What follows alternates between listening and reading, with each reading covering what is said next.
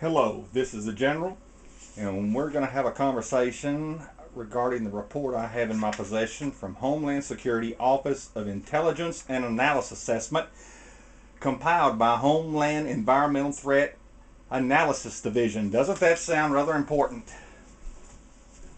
Today we have Abby back on the panel, and we have Moses, but he won't sit in the chair.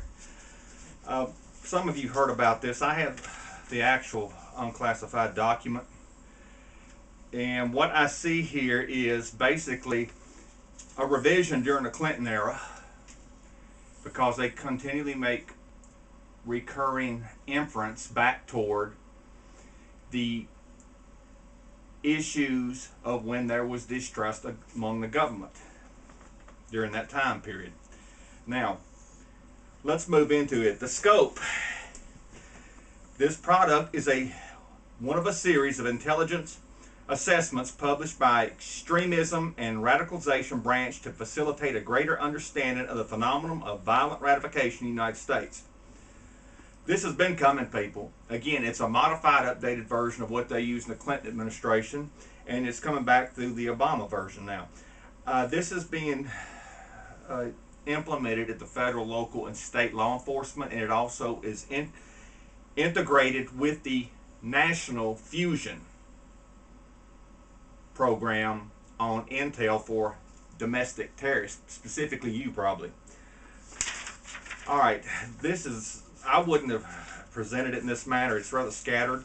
However, I was involved for threat assessments on a major critical incident model, and this is a level or two below that. It's a threat assessment, and there's more to it, people. There's more to this. It probably took them 2 or 3 months to compile this and put it together. Okay, they have the key findings. DHS, Office of Intelligence and Analysis, has no specific information that domestic right-wing terrorists are currently planning acts of violence, but yet they feel compelled to put this out here. See, this is brainwashing. This is propaganda, and there are going to be millions of Americans that buy into it, especially some of these left-wing and these people who hated Bush so bad they would take anybody in the White House to get rid of Bush. And I'm trying to say this objectively. I didn't approve of a lot of what Bush did, and it was unconstitutional. And I sure don't agree with a lot of what Obama's doing. And I'm going to stand on this right here. I've got several of these pocket constitutions. I stand on this. I don't care about the right or the left. Now, they're also trying to, they form a brief outline, then they get scattered and converge back on where they're going deeper. Threats of white supremacists and violent anti-government groups during 2009 have largely rhetorical and have not indicated plans to carry out violent acts. So they've already said that. It's redundant. See, they're trying to put you into something of a labeling process so they can criminalize you. And basically, let me just show you what upsets them. Abby, I would let you have my document, but I'm not too sure I'll get it back. Okay. If you want the Constitution upheld and you're outspoken, that's a strike against you. If you want the Holy Bible to have some morality and hold people in Washington as the Constitution was, in God we trust, then they will put you in the label. And by the way, my family got a large print Bible today. When you get old, you can't see as well as you could. And this, and please, I know this will offend people, but I don't care. I've been commissioned for 30 years. If you have one of these under the Second Amendment or something else, then you are trouble for them. Those 3 right there will get you on the little list. Now, they're moving along to the current economic political climate has some similarities to the 1990s. See, they're going back as inference throughout this. They're trying to tie you into Timothy McVeigh, who they quoting here, and others. It's almost desperation to connect you into a framework to point the finger at you and make you a criminal, because the Constitution clearly states a republic. There is no word of the democracy anywhere in the Constitution. Republic provides laws to protect the people and protect the people from big infringing government. Therefore, this administration and the past administration doesn't care about the Constitution. They want to control you on a daily basis and put you into a one world government. And they mention this. If you do not like the New World Government, they'll flame you for that. Here they go, and I'm on page 2 of 9. They're just introducing the passage of possible restrictions on firearms and the return of military veterans facing significant challenges reintegrating into their communities. Yeah, we have 2 false wars, and I support the military and law enforcement. The military-industrial complex had to have these wars. We didn't get them with Bush Sr., so Bush Jr. got his. Lying about weapons of mass destruction and then making jokes, which is documented, looking, oh, the weapons of mass destruction here, there, and other. I was offended by that because they sent a generation into 2 wars and they're trying to get a 3rd one with Iran. And I do support the military. How dare them? How dare them dishonor the military?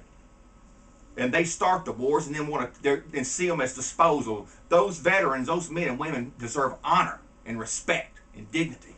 They didn't start those fake wars. They had to go fight for staged wars so the wealthier get wealthier and we get this one world agenda going. Now, we're going to start on current economic and political climate. We go back to the 1990s and they're comparing you today as being a lone wolf.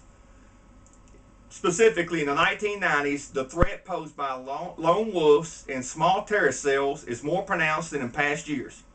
In addition, the historical election of an African-American president and the prospect of policy changes are proving to be a driving force for right-wing extremist recruit and radicalization. Well, Obama's mixed race. They don't even get that right. Now, in a recent example of potential violence associated with the rise in right-wing extremism, may be found in the shooting deaths of 3 police officers in Pittsburgh on April 4th, 2009. Here we go with the psych ops, and they're hijacking this tragedy of those 3 Pittsburgh police officers killed in the line of duty. They're grandstanding on the death of 3 heroes defending your safety, and they have an oath too. How dare them? The Department of Justice states, domestic calls for disturbance and traffic stops kill more law enforcement in the country than anything else. That was a high-risk call. Now they're going to come around and hide and say, right-wingist. Well, I'm not a right-wingist. I put it out there. I am on the Constitution, and most of you are too. But how dare them? Then you've got idiots. You have civilians like parrots. Right-wing extremists, white-wing extremists, they made them choose. No, it's not. It's self-responsibility. And you better be ready for something. The federal government's been out of control, and it's epidemic now. They're going to do whatever they want, no accountability, and when you raise your voice, they're going to compartmentalize you in these unconstitutional criminal acts. You can't say anything, or they're going to put you in this label and then watch you. You better hope it stops with just keeping intel on you.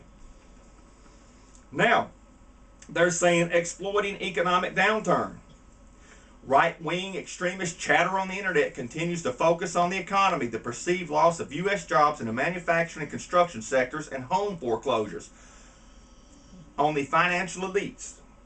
So, when we are seeing them with trillion-dollar bailouts, unconstitutional, the Federal Reserve is unconstitutional, and by the way, the executive order that John F. Kennedy signed in the order and was implementing it before he was murdered has never been reenacted by any president because they're cowards. They're in on this elite and globalist belief system. You want to get upset about the engineering of the collapsed economy and handing out trillions of dollars to the wealthy bankers, and then you're mad if you're a homeowner or someone who's lost your job. You're not supposed to speak out. They want you to be a submissive slave. The historical presidential election. See, this is where they scattered, and I don't care for their presentation. Right-wing extremists are harnessing the historical election as a recruitment tool. I haven't had anybody that's racial approach me, and I hope they don't, because I'm not interested in that. I'm looking at the facts. He violated Article 2 of the Constitution, never produced a valid birth certificate, and don't flame me for this, because I'll block you. I'm not going to argue with juveniles. Now, let's get back over here.